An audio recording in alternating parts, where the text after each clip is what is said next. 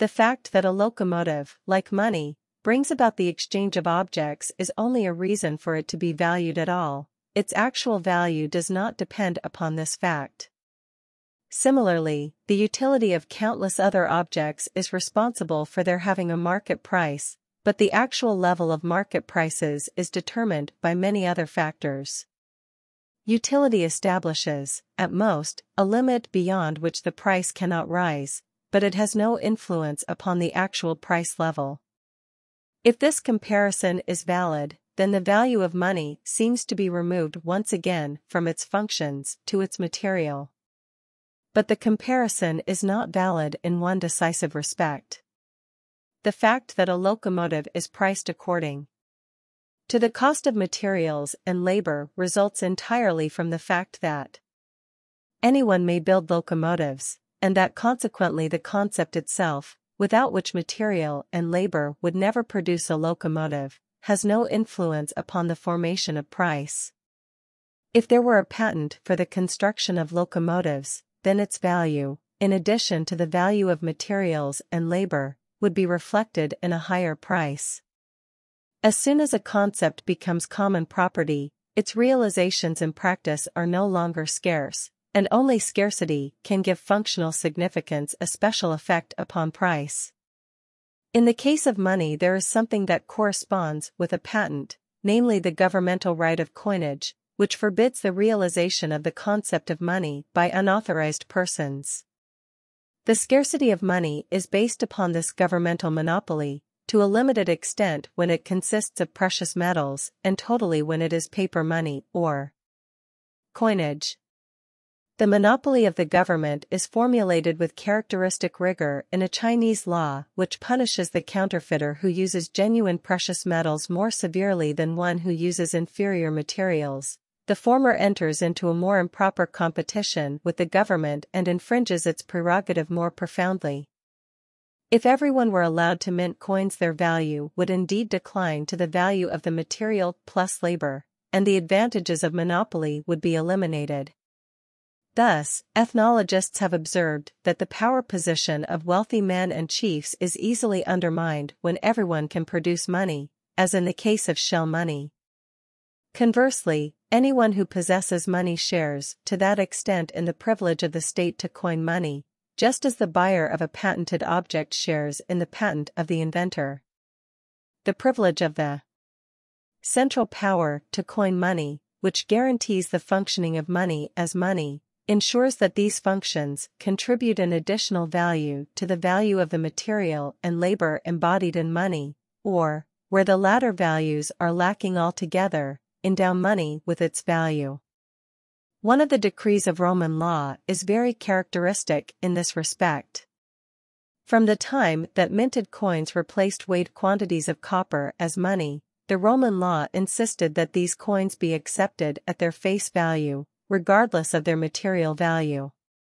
This independence from the metal content required a further provision, namely that only these coins should be accepted as money, while all other coins should be treated as mere commodities.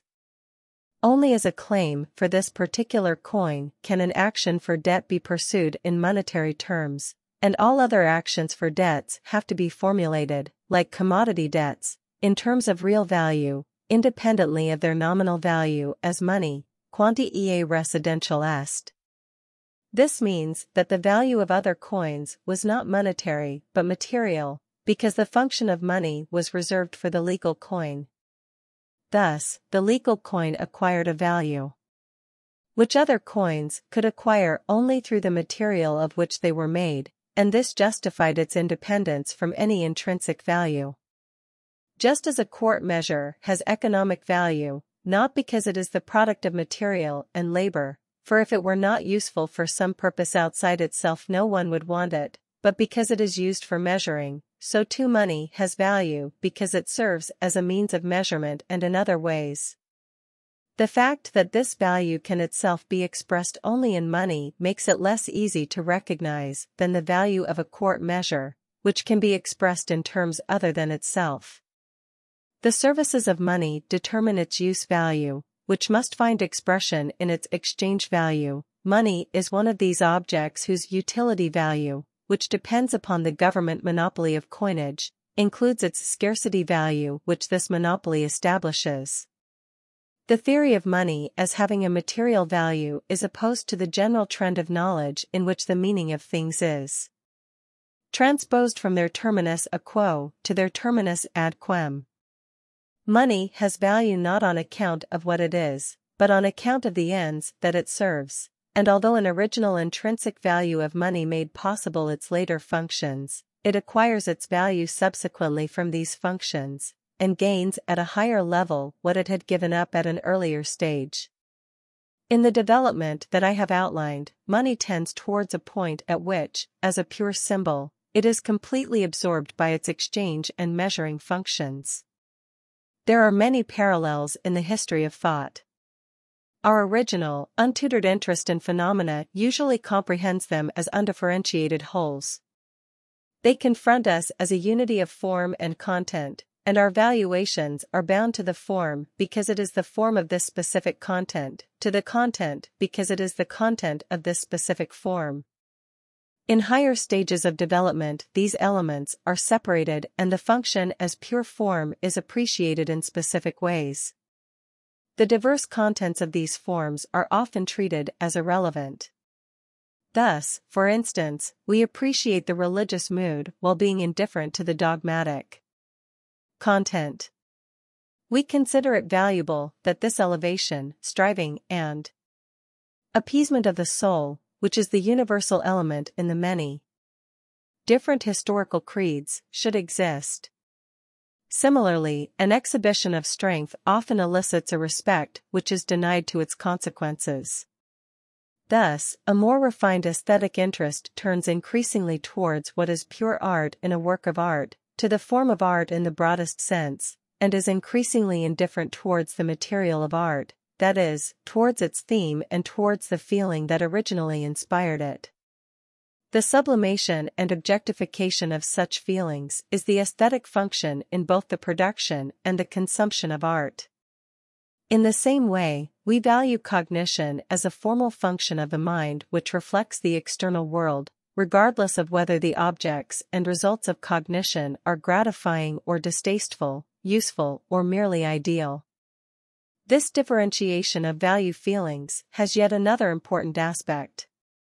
The evolution of the modern naturalistic spirit tends to dethrone universal concepts, and to emphasize singular instances as the only legitimate content of conceptions. In theory and in practice, the universal is treated as something purely abstract which acquires meaning only in its material embodiment, that is intangible. Instances. In rising above these concrete instances, one seems to enter a void. Yet the sense of the significance of universals, which reached its climax with Plato, has not altogether disappeared, and we should attain completely satisfying relation to the world only if every aspect of our worldview reconciled the material reality of singular instances with the depth and scope of a formal universality. Historicism and a sociological worldview are attempts to confirm universality and yet to deny its abstractness, to transcend the singular instance, to derive the singular from the general without sacrificing its material reality, for society is universal, but not abstract. The valuation of functions as distinct from content has its place here. Function is universal in relation to the purpose that it serves. Religious sentiment is a universal, by contrast, with the content of a particular creed. Cognition is universal as against any one of its particular objects. Power is universal by contrast with the specific and varied problems to which it is always applied in the same way. All of these are forms and frameworks which comprehend a great variety of material.